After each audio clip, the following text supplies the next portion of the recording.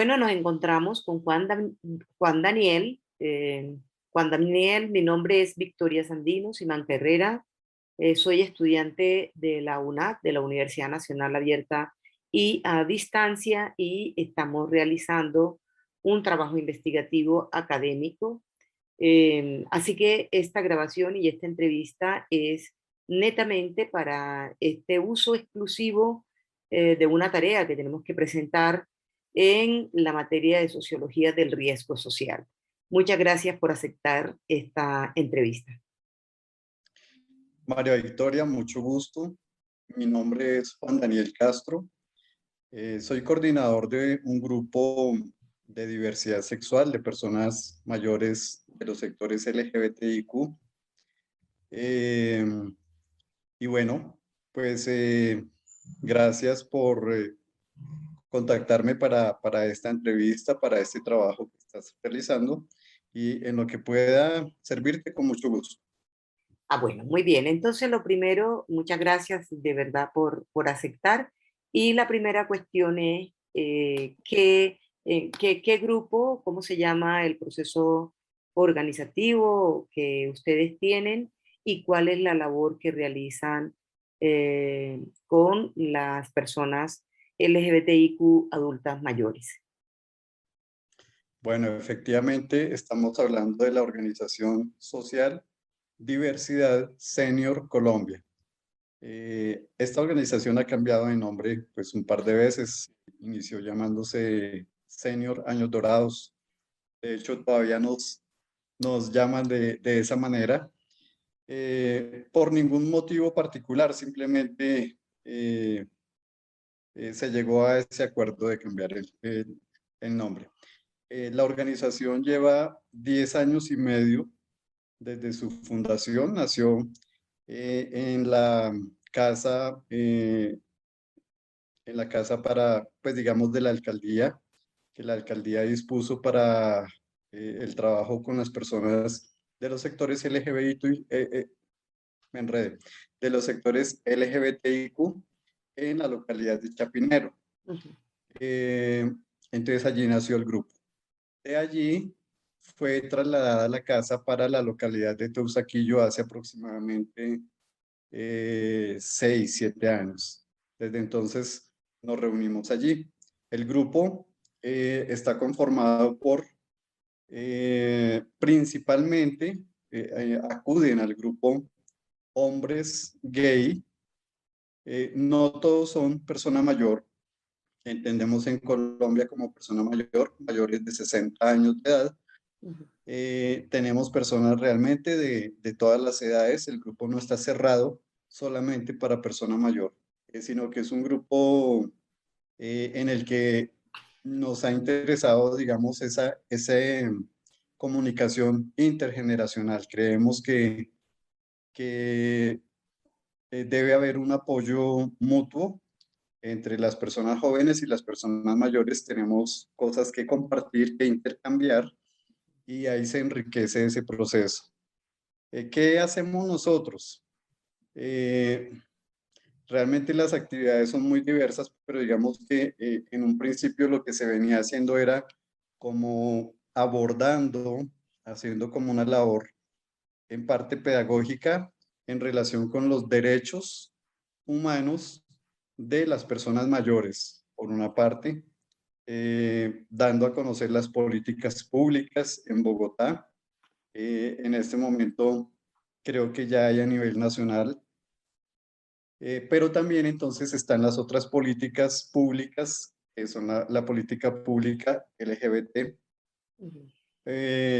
Esta labor de socializar esas políticas, de dar a conocer esos derechos, porque hay un fenómeno muy interesante, y es que las personas mayores, yo diría, por colocar una cifra aproximadamente, personas mayores de 45 años, eh, podría decirse que crecimos en un estado en el que no había garantías y no había derechos para nosotros. Sabemos que la homosexualidad fue un delito, un delito penal. ¿M? También fue mm, una enfermedad diagnosticada, y también tuvo otra cantidad de rótulos eh, morales, etcétera, que pues para fortuna de toda la sociedad, ya no es así, ya no se mm. considera ni una enfermedad, ni se considera un delito. Eh, y esto pues Ante creo que esto, ante esto, Juan David, de Juan Daniel, eh, o sea, ¿qué riesgos o qué elementos identifican ustedes justamente en esta población, tal como lo está diciendo, de 45 años, de 50 años, que les tocó vivir unas condiciones pues de discriminación, de aún mayor, porque hoy es más naturalizado, hoy se acepta más en la sociedad, los jóvenes, las jóvenes con identidades sexuales diversas, pues tienen, digamos, otra realidad, pero a ustedes, a las personas mayores y adultas mayores, les tocó vivir otra condición. ¿Qué fue, o sea, cuáles son esas condiciones específicas que se pueden relacionar con riesgos a su integridad, a su vida? ¿En qué se manifiestan esos riesgos? mm, entonces, claro, efectivamente, ¿qué sucede? Que al formarnos, al desarrollarnos como ciudadanos, eh, y crecer y formarnos de esa manera, en un ámbito donde realmente, donde de hecho no había esos derechos, cualquier cosa podía suceder, y no trascendía. Me refiero a que pues no había a dónde ir a quejarse, a dónde ir a denunciar cualquier arbitrariedad, cualquier abuso o cualquier situación indebida, no había forma de hacerlo. Entonces, eh, ¿qué sucede? Que cuando una persona se forma de esa manera, es muy difícil hacer ese ajuste, ese engranaje, ese cambio a nivel de la formación de estas personas mayores, eh, para ese ajuste a saber que en este momento sí hay unos derechos, Mm, hay unas políticas públicas que definen y que defienden esos derechos, y digamos hay unas instancias donde se puede acudir en los casos en que suceda alguna contravención, algún abuso, alguna violación de alguno de estos derechos humanos de los sectores LGBTIQ o de las personas mayores. Entonces, es muy difícil. Digamos, yo lo que he notado, lo que he encontrado, es esa dificultad para asimilar que sí hay unos derechos ahora.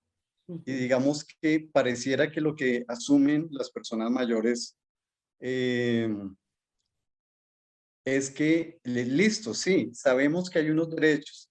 Esos derechos llegaron con la Constitución del 91, que esos derechos se han ido consolidando, que ha habido una labor desde la Corte Constitucional y una cantidad de ganancias, de logros en cuanto a la igualdad de derechos, pero eso como que no es para mí, eso es para los jóvenes, eso es para las generaciones que vienen.